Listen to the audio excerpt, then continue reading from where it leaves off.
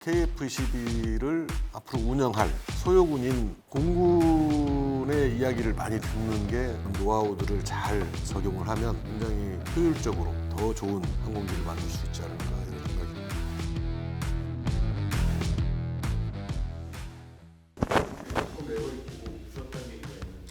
네네네. 사실은 매버릭 영화를 보면서 이제 눈물을 많이 흘렸죠, 흘리기는. 왜냐면 그 영화가 어떻게 보면 제가 전역을 하고 봐서 울었던 것 같아요. 전역 전이었으면 안 울었을 것 같은데. 탑건이라는 영화가 처음 나온 거는 1986년도에 미국에서 만들어졌는데 우리나라에서 개봉을 한 건 87년 말에 개봉을 했어요. 근데 제가 그 영화를 본 건 88년으로 기억하는데 그때가 제 계급이 중2 때입니다. 그래서 이제 그 탑건 영화에 매버릭이 계급이 대위 때입니다. 해군 대위죠. 그 루터넌트였는데 그걸 또 자막을 실수해가지고 자막에 중위라고 써 있었는데 해군은 루터넌트가 대위거든요. 그런 에피소드가 있는 만큼 해군의 그 영화였지만 전투기를 타는 조종사들한테는 정말 실감나는 영화였고요. 그 감동이었는데 이게 한 35년이 쭉 지난 다음에 탑건2 매버릭이라는 영화가 나왔죠. 근데 이제 그 영화가 나왔을 때 그 매버릭의 라이벌로 나왔던 아이스맨 아마 기억하실 텐데 태평양 함대 사령관으로 나옵니다. 포스타죠. 그러고 보니까 그 비슷하더라고요, 저랑. 35년 지나서 저 사람도 해군 대장이 돼 있고 저는 이제 공군 대장으로 이제 전역을 하는데 가장 부러웠던 건 매버릭이 여전히 전투기를 타고 마하 10을 돌파하면서 비행기도 부셔먹고 그다음에 다시 이제 그 공대지 폭격을 위한 우수한 조종사를 모아서 팀을 꾸려서 훈련하고 이제 그 임무를 수행하러 가는 그런 모습이 저한테 굉장히 가깝게 다가온 것 같아요. 왜냐하면 저도 비행하는 걸 워낙 좋아했기 때문에 매버릭은 지금도 비행을 하는구나. 그다음에 저는 이제 더 이상 비행을 못 하니까 그런 안타까움, 뭐 여러 가지가 군 생활을 한번 쭉 돌아보게 만들어서 눈물을 흘렸던 것 같아요. 그때 이제 제 아들이 옆에서 왜 이렇게 우냐고 나한테 물어보던데 그런 게 복합적으로 이렇게 작용을 했던 것 같습니다. 하여튼 굉장히 우리 감성을 많이 자극했던 그런 영화였던 것 같습니다. 그 일반적인 선발 절차나 이런 건 어떻게 돼요?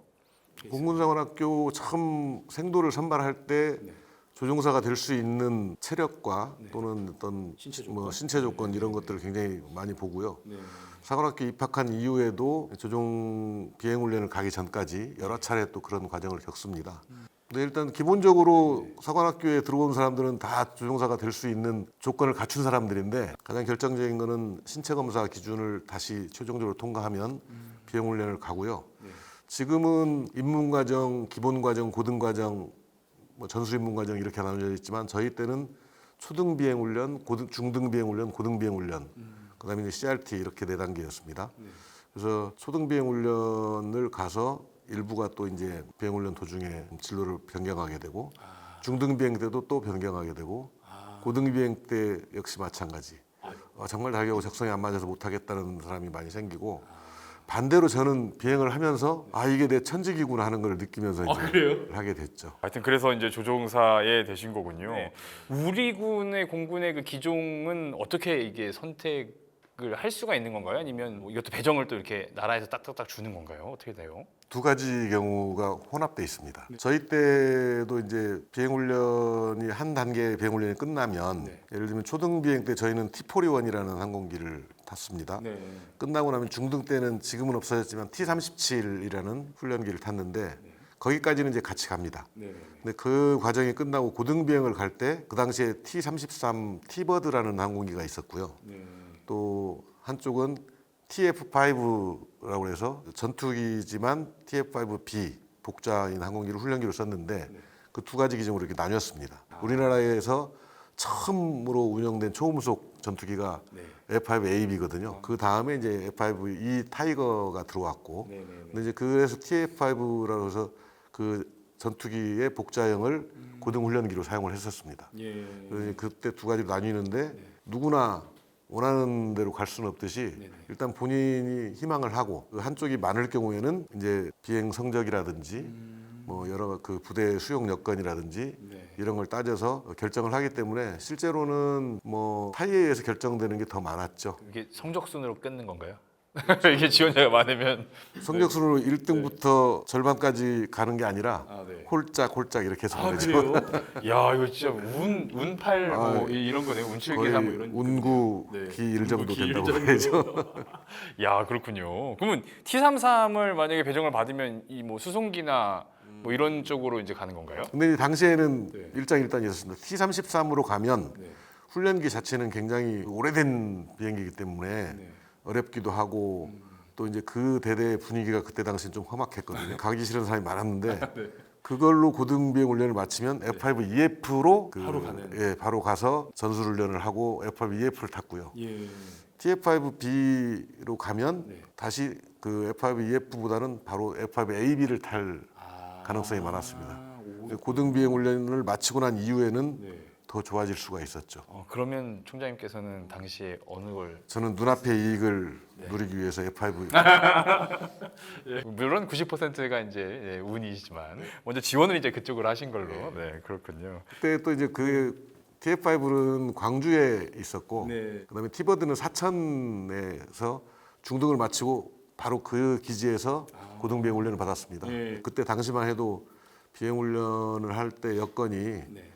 분위기가 굉장히 험악했기 때문에 사천을 벗어나야 된다. 사천을 벗어나야 되겠다. 광주로 가야 되겠다. 또 저희 집이 광주에서 가까웠습니다. 아, 예. 네, 그래서 집 쪽으로 좀 가자 이렇게 생각해서 일단 단 이제 것부터 취하시는 걸로. 네. 그렇게 해서 그러면 이제 고등훈련까지 이렇게 다 받으시고 기종이 그래서 이제 F5AB가 되신 거군요. 첫 번째 기종이. 이렇게 또 어떤 기종으로 훈련을 받느냐에 따라서 우리 당시 그때는 또 네, 이렇게 기종이 조정이 정해졌습니다. 있었고. 근데 처음부터 팬텀을 배정받지는 못하나 봐요. 일부 조종사들이 팬텀 후방석 조종사로 또 선발이 됐습니다. 아, 네네. 그러니까 저희가 무장통제. 훈련 끝나면 F5AB로 가는 사람, F5EF로 가는 사람, 팬텀은 처음부터 전방석으로 전환을 안 시키고 네. 후방석에서 한 2년 동안 무장 통제사로 임무를 하다가 전방석으로 전환하는 열심히 이게 세 가지 부류로.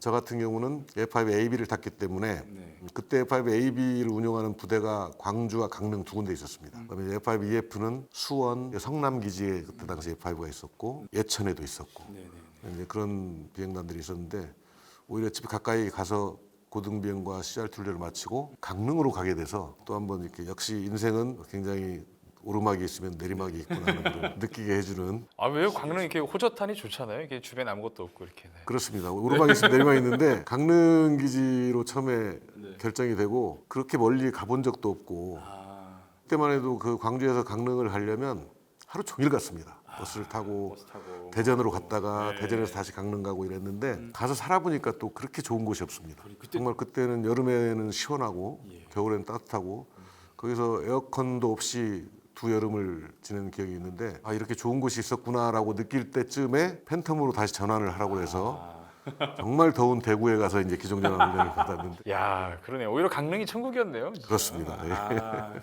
강릉은 그때 당시에 두 가지 말이 있었습니다. 갈 때 울고 떠날 때 운다. 갈 때는 강릉에 배속받아서 갈 때는 강릉 가기 싫어서 울고요. 또 이제 떠날 때는 떠나기 싫어서 울고 정말 맞는 얘기였던 것 같습니다. 여러 선배들의 경험담이 괜히 나오는 게 아닙니다. 이게 그렇게 하고 이제 팬텀을 타러 대구로 가셨군요. 팬텀 아까 8년 동안 하셨다 그랬는데 연관급 들어서서도 하셨겠어요? 네, 소령 때 소령 중반까지 중반까지 비행을 했고 그 후에 이제 F-16 전환해서 실제 이제 기간으로 따지면 F-16 기간이 가장 길긴 했지만 비행을 할 때 기간으로 치면 팬텀을 가장 오래 탔죠. 8년 동안. 그렇군요. 지금 좀 자료를 또 찾다 보니까 브라운 참의장이 이제 한 3,000시간, 클레우스 주한미 공군사령관이 한 2,500시간 정도. 네, 이렇게 된다고 하는데 박 총장님 무려 4,500시간을 비행을 하셨다고 하더라고요. 근데 비행 시간은 제가 좀 많은 편에 속하는 것 같습니다. 왜 이렇게 비행 시간이 많으셨어요?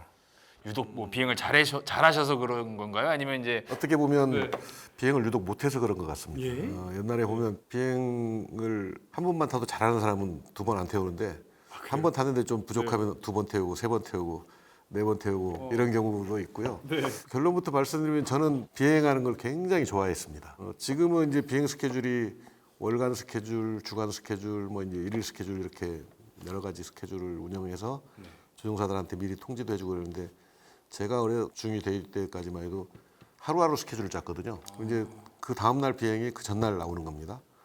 그 전날 비행 스케줄이 딱 나오면 너무 기분이 좋고 설레더라고요. 좀 편조들끼리 모여서 비행 관련된 자료도 모으고 뭐 준비하는 과정 또 이제 그 다음날 같이 브리핑하고 항공기 나가서 저는 이제 표현을 잠들어 있는 친구라고 하는데 그 조용히 잠자고 있는 그 친구를 시동을 딱 걸어서 쫙 깨운 다음에 야 오늘도 우리 잘해보자 하고 이제 임무를 딱 하고 내려오면 땀 쫙 흘린 상태니까 세수하고 모여서 다시 디브리핑하고 이런 과정이 너무 좋았던 것 같습니다. 그래서 저는 비행 대대장을 마칠 때까지 비행 대대를 떠나본 적이 한 번도 없습니다. 물론 이제 한번 대대장 마치고 떠난 이후에 다시 비행장 올 때까지 한 8, 9년의 세월이 걸리긴 했는데 그래서 비행을 좀 많이 했던 것 같습니다. 아니 그러니까 하루에 한 4시간만 자동차 운전을 해도 피곤한데 안 피곤하세요? 이렇게 날마다 이렇게 비행 스케줄 잡히고 막 이러시면?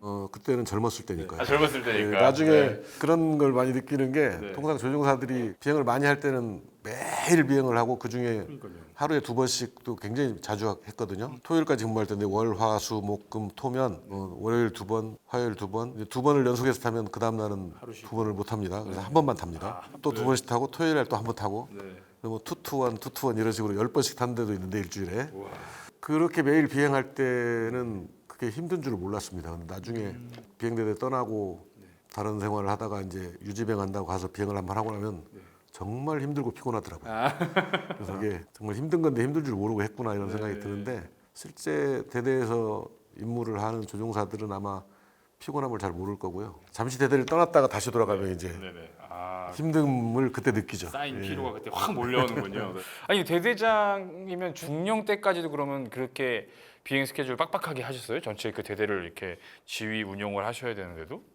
그렇습니다. 이제 대대장을 관리자라고 하는데요. 비행 관리하는 그 조종사를 관리하고 대대를 관리하는 방법의 차이인 것 같습니다. 제가 생각하는 대대를 관리하는 방법론은 대대 조종사들과 같이 매일 비행을 하는 게 대대를 관리하는 방법이라고 생각했고 그래서 이제 그 생각의 차이 때문에 제가 모시고 있던 위에 비행 전대장님 대령이시죠 당시에 한테 이제 싫은 소리를 듣기도 했죠. 관리 안 하고 뭐 맨날 하늘로 놔주고 이러면 되냐고 뭐 이런 거 아니에요? 그때 에피소드로 대대장이 무슨 조종사야 왜 이렇게 비행을 많이 해? 뭐 이런 얘기를 들었는데 저는 그때 바로 직답을 했습니다. 대대장이 조종사가 아니면 누가 조종사입니까? 그 이제 육군식으로 말을 하자면 야전형 지휘가 뭐 이제 이 정도 표현이 되겠네요. 비행을 많이 했습니다. 저는 나중에 비행 단장을 할 때도 제가 비행을 많이 한 편에 속하는데 그래요. 유지 비행만 하신 게 아니라 그때도 종종 이렇게 종종이 아니고 저는 비행 단장을 가서도 조종사들과 같이 단자를 탔고요. 야 장군이 돼서도 그러기 좀 쉽지 않으셨을 텐데. 근데 이제 확실히 그렇게 제가 한 이유는 비행이 힘들다는 것을 내가 느껴야 그 후배 조종사들의 마음을 이해할 수 있고요. 그다음에 후방석에 앉아서 이렇게 구경하는 것은 굉장히 쉽습니다. 근데 본인이 직접 하면 그렇게 안 되거든요. 근데 이제 단장이 돼서 장군일 때도 제가 직접 혼자 타보면 이게 이렇게 힘들구나. 그다음에 저하고 같이 비행 올라가는 제 대위들 저 이제 원스타 때인데 대위들한테 맨날 뭐 도구 파이팅하면 지기도 하고 위치를 잘 선정해놓고 무장 발사를 못하기도 하고 그런 걸 겪지만 그 조종사들과 정말 친밀해지고 그 조종사들의 애환이나 어려움을 알고 이제 정비사들이 어려운 부분도 매주 비행을 하기 때문에 이제 느낄 수가 있거든요. 그래서 저는 하여튼 지휘관들은 그런 방법이 좋다고 생각하는 사람 중에 한 명입니다. 그러니까 제가 단장할 때 이제 뭐 사령관님이나 이분들은 저를 걱정하시죠. 단장이 나가서 말해 단장이나 몰고 이런 거. 단장이 단자 타고 다니면 위험해 보이기도 하고 하니까 그런 뭐 이제 우려의 시각으로 보는 층도 있고 그렇지만 어떤 젊은 조종사들과 같이 할 수 있는 것 자체가 굉장히 의미가 있는 것 같습니다. 총장 시절에도 그러면 유지 비행을 하시잖아요, 총장님들도. 네네. 그때도 그럼 혹시 단자를 타셨어요? 그때는 못 탔습니다. 단자를 타려면 자격을 다시 다 획득을 해야 됩니다. 재자격 훈련을 받고 혼자 탈 수 있는 능력을 갖추고 그다음에 그 자격을 또 유지를 해야 됩니다. 재자격 훈련을 받을 시간도 없고요. 훈련을 받아서 재자격을 한다고 해도 그걸 또 유지할 수 있는 그런 시간이 없습니다. 그게 마지날이 단장인 것 같습니다. 총장 때 그 지휘 비행하실 때는 그러면 어떤 기종을? 아무래도 이 총장 때는 여러 기종을 다 탑승합니다. 후방석에 타는 거기 때문에 제가 원래 탔던 팬텀도 타봤고 F-16, F-15, 그다음에 이제 그 FA-50 뭐 여러 가지 기종들을 다 타봤고요. F-35는 백시트가 없어서 그거는 시뮬레이터만 타봤습니다. 그러면 이제 거의 뭐 이제 공군에서 운용하는 기종들 후방석까지 포함하면 다 타보신 건데 어떤 게 가장 그 취향에 딱 맞으신 기종일까요?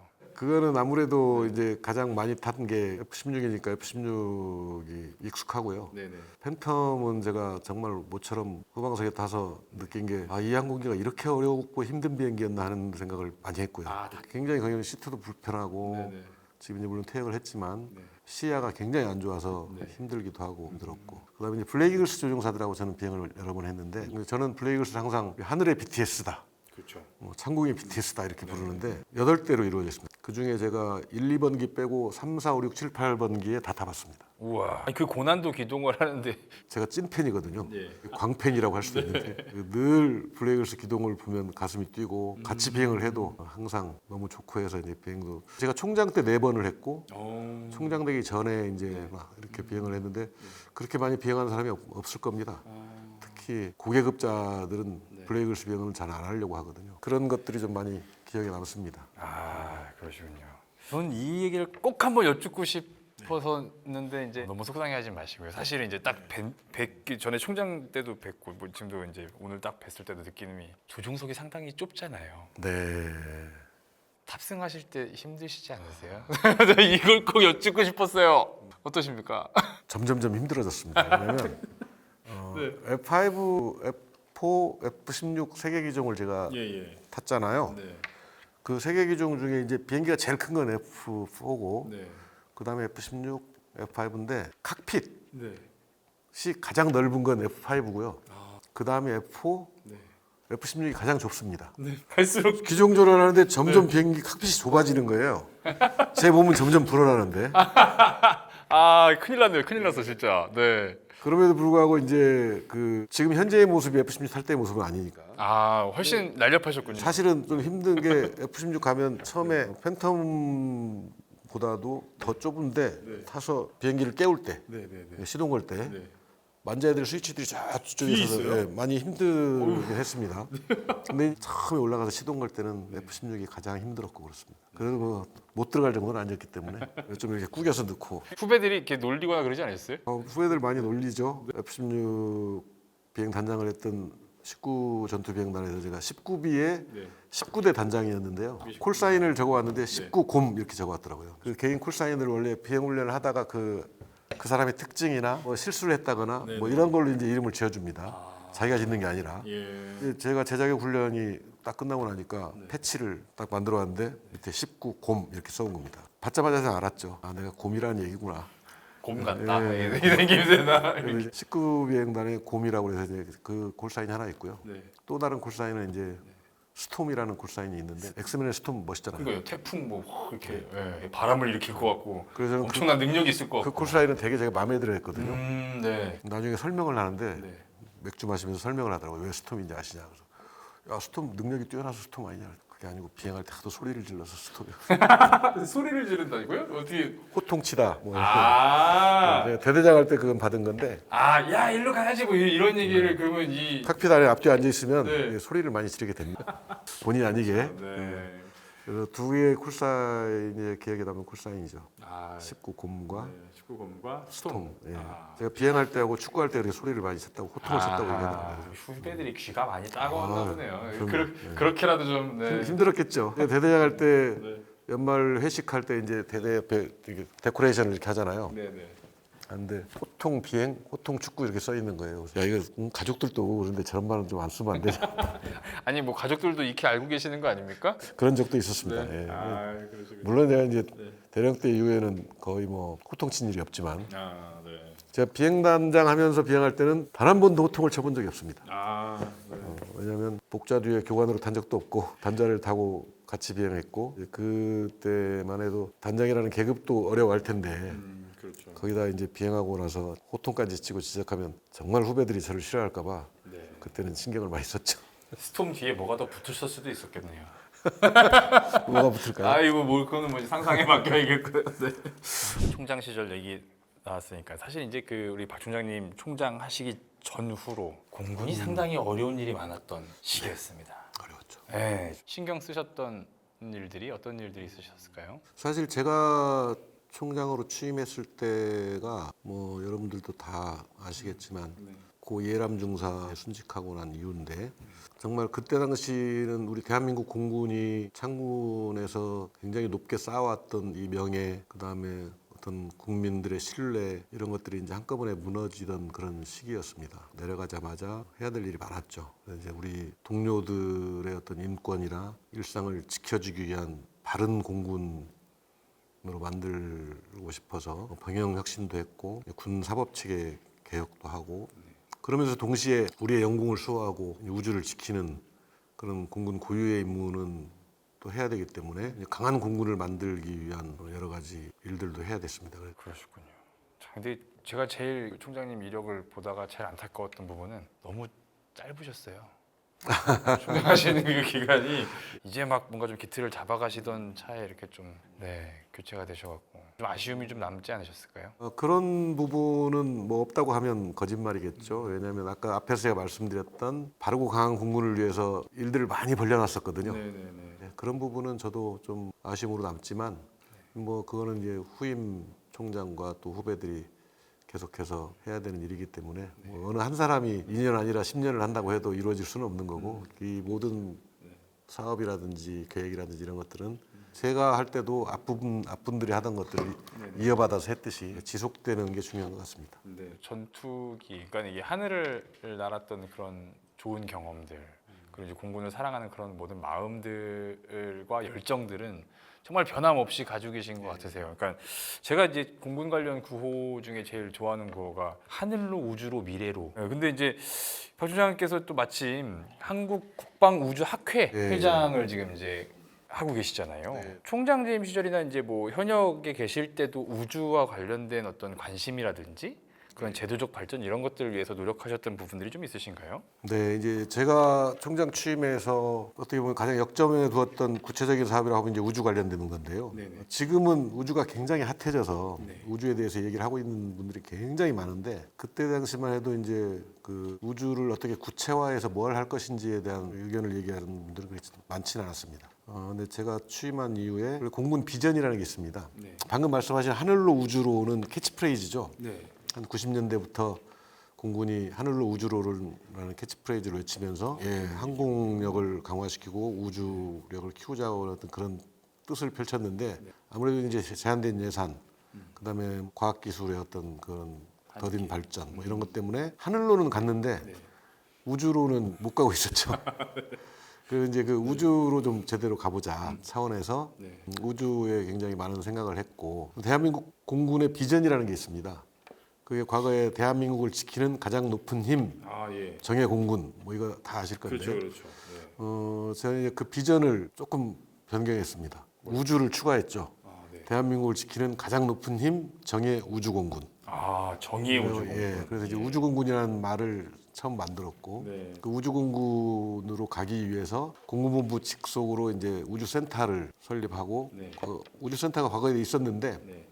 저 밑에 그 전투발전단 밑에 있었던 거를 총장 직속으로 이제 끄집어내고 그러면서 이제 우주 관련된 조직을 좀 더 보강하고 우주 전력 사업들을 다 챙기고 이제 우주 전문 인력들을 양성하기 위해서 우주와 관련된 전문 인력 교육 체계도 바꾸고 공군사관학교에도 이제 항공우주공학과가 아닌 항공공학과와 우주공학과를 분리해서 우주공학과를 만들고 뭐 이런 여러 가지 이제 그 우주 분야의 어떤 힘을 좀 갖추기 위한 그런 노력들을 했었습니다. 아까 잠깐 우주 관련 사업 뭐 이런 것들도 이제 챙기셨다고 했는데 혹시 총장 시절에 뭐 이제 이런 것들은 내가 총장 시절에 우주 관련해서 좀 시작했어라고 할 수 있는 사업들이 좀 있으신가요? 실제로 어떤 그 사업을 계획하는 거는 굉장히 오랜 기간이 걸립니다. 소요 제기부터 시작해서 그게 이제 신규 장기 계획에 들어가고 중기 계획에 반영되고 해서 사업을 하는데 몇십 년의 시간이 걸리는 건데 과거에 반영돼 있던 저 신규 장기에 반영돼 있던 것들을 중기로 반영하기 위한 그런 노력들이 이제 필요한 건데 우주 작전 전대를 설립한다든가 예를 들면 대대는 이제 제가 있을 때 생겼지만 대대에서 전대로 만드는 그 계획을 좀 앞당긴다든가 또는 이제 뭐 우주 사령부를 뭐 조직한다든가 뭐 이런 것들을 이제 앞당기려고 했었는데 그런 부분들은 이제 다시 합동 정책성 차원에서 합참에 있어야 된다 또는 뭐 여러 가지 말들이 굉장히 많이 있었죠. 그래서 이제 그런 것들은 구체적으로 실현은 안 됐지만 제가 있을 때 미 우주군과 우리 공군과 우주 관련 정책 협의회를 만들었었고요. 그다음에 프랑스라든지 호주, 영국 이런 국가들과도 이제 그런 협의체를 만들기로 했었고 다음 총장이 그걸 이제 서명을 하고 이렇게 했었죠. 국제 협력 분야도 그때 좀 획기적으로 이렇게 많이 했었습니다. 이제 학회를 하시면서도 또 이제 같은 목적으로 또 여러 노력을 또 하고 계실 것 같으세요. 어떤 노력을 지금 학회에서는 하고 계시나요? 사실 국방우주학회가 설립된 지가 2년 반이 좀 됐는데요. 학회가 아무래도 국방우주력 분야이기 때문에 국방우주력을 강화하기 위해서 필요한 게 무언가, 정책적으로 필요한 게 뭔지 또는 그 기술적으로 필요한 것들이 뭐인지 학술적으로 연구해서 방향을 설정해주고 조언하고 이런 역할이거든요. 그래서 지금 1년에 2번씩 춘계와 추계 때 학술대회를 운영하고 있고요. 아직은 이제 뭐 크게 자리 잡고 있는 그런 건 아니고 이제 좀 정착시켜야 하는 이런 단계라서 그 일기분들이 2년 하셨고 제가 이제 저하고 또 이제 육군의 사성장군 출신인 그 안준석 장군, 해군의 총장 출신인 김정수 제독, 그다음에 국민대 곽신웅 교수 이렇게 4명이 지금 공동회장 체계입니다. 그래서 육해공군 예비역과 민간 교수님 이렇게 모여서 있기 때문에 상당히 폭이 딱 넓어졌네요. 우주가 이제 특정군 게 아니다라는 걸 보여주기 위해서 그럼에도 불구하고 이제 공군이 중심이 돼야 되겠죠. 그러니까 가장 가깝긴 하잖아요. 이 하늘에서 우주가 좀 그나마 가까운 것 같은데. 사실은 우리나라가 우주항공청이 출범을 했는데요. 국방 분야에서는 어느 정도 한계가 있는 상태로 출발을 한 것 같습니다. 미국의 나사가 만들어진 게 1959년인데요. 그때 당시 이제 소련에서 스푸트니크 위성을 발사하고 그 스푸트니크 쇼크라고 하죠. 깜짝 놀래서 미국이 처음 딱 만든 게 이제 나사입니다. 나사를 만들 때 미국이 갖고 있던 그 항공 그 추천위원회라는 게 있었는데 그걸 기반으로 나사를 만들고 그때 이제 육군의 미사일국, 해군의 연구소 그걸 다 통합해서 이제 나사한테 모든 권한을 주죠. 그러면서 이미 인공위성은 소련이 쐈으니까 우리는 우주로 사람을 보내자. 공교롭게도 사람도 소련이 먼저 보내죠. 유리 가가린이 61년도인가요? 우주로 가버리는 바람에 그날이 4월 12일인데 그래서 세계 우주인의 날이 그날입니다. 그러고 나니까 이제 나사가 그때 머큐리 계획이었는데 7명의 우주인을 뽑아서 각각 콜사인을 부여하고 이제 우주로 보내는 어떤 하다가 김은 샜지만 그 사람들이 다 우주로 갑니다. 그래서 최초의 궤도 비행도 하고 그래서 이제 아폴로 계획 쪽으로 가죠. 그럼 달에 보내자라고. 그래서 69년도에 달을 보내죠. 그 시기에 그러니까 나사가 만들어진 그 시기에 군도 국방부도 우주에 관심을 갖고 야 우리도 우주를 국방에 활용할 수 있도록 키워야 되겠다. 그럼 육군, 해군, 공군 이 어디서 해야 될 건가 고민을 하다가 공군의 우주를 키우는 역할을 임무를 줍니다. 그래서 이제 미 공군에 우주 관련된 조직이 생기고 우주사령부도 생기고 한 60년간 공군을 중심으로 우주를 쭉 키운 다음에 2019년에 미 우주군이 독립을 하죠.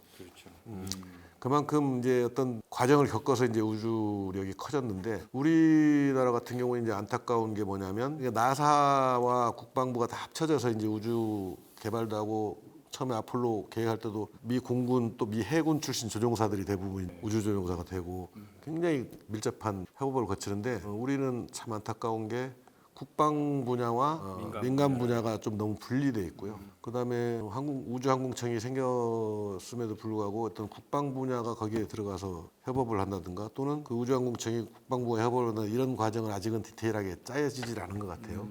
그런 부분이 많이 필요하다고 생각이 들고 국가 우주력이다 그러면 이제 민간과 국방이 합쳐져야 국가 우주력이 되는 것인데 그런 측면에서 이제 우주위원회가 대통령 직속 기구로 있긴 하지만 우주항공청이 특정한 과기부 예하의 외청으로 돼 있는 거는 한계를 가지고 있다라는 생각이 듭니다. 그래서 이제 그런 부분 좀 아쉽고 그런 부분들이 앞으로 좀 발전돼서 우주항공청이 정말 미국의 나사처럼 대통령 직속 기구로 발전한다면 민간과 국방을 아우러서 발전할 수 있을 것 같기도 하고 군에서도 지금 우리가 특정 군이 이거를 독식할까봐 특정 군의 어떤 우주 관련 조직을 못 만들도록 지금 국방부는 합참을 하고 있는데 견제하는 시선이 상당히 많은 것 같습니다.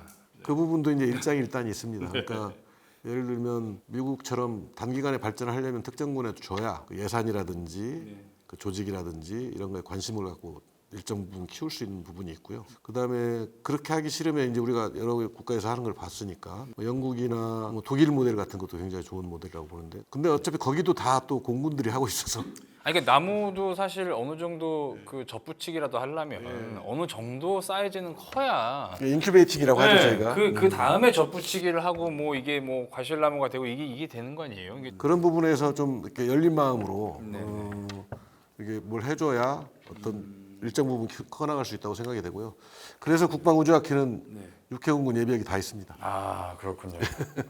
국가의 힘을 하나로 모으는데 어디에 어떻게 힘줘서 모을 것인가에 대한 얘기부터 좀 차근차근 좀 잘 해나갔으면 좋겠다라는 생각이 드네요. 참 이렇게 여기에도 또 왕성하게 이렇게 활동을 하고 계시는데 앞으로 이제 이 뭐 학회일은 이제 꾸준히 또 하실 거 아니겠습니까? 네, 이 일과 함께 또 어떤 일들을 좀 하고 싶으신지 좀 계획을 좀 밝혀주시죠. 이제 우주학회 임기가 2년이기 때문에 우주학회가 뿌리를 내리고 그런 역할을 잘 할 수 있도록 안정적으로 학술대회를 추진할 수 있도록 어떤 그런 모멘텀을 좀 만들고 싶고요. 또 이제 요즘 공군의 여러 대학들이 학군단을 창설한 데가 많이 있습니다. 요즘 저희가 정말 초급 장교들 수급도 어렵고 초급 장교들에 대한 어떤 열악한 대우나 이런 것 때문에 굉장히 힘든데 공군 학군단이 여러 군데 생긴 거는 굉장히 좋은 일이라고 생각이 들고, 그 중에 안성에 함경국립대학교가 있습니다. 거기에는 원래 육군 학군단도 없었는데 공군 학군단을 만들어서 내년 3월부터 이제 공군 학군단이 들어오게 되는데, 그 학교에 제가 9월부터 이제 나가게 됐습니다. 아, 출강을 또 하시는 거예요? 예, 그래서 나중에 적지만 그런 미래의 예비 장교들을 키워나가는데 힘이 될 수 있도록 노력을 해볼 생각을 갖고 있습니다.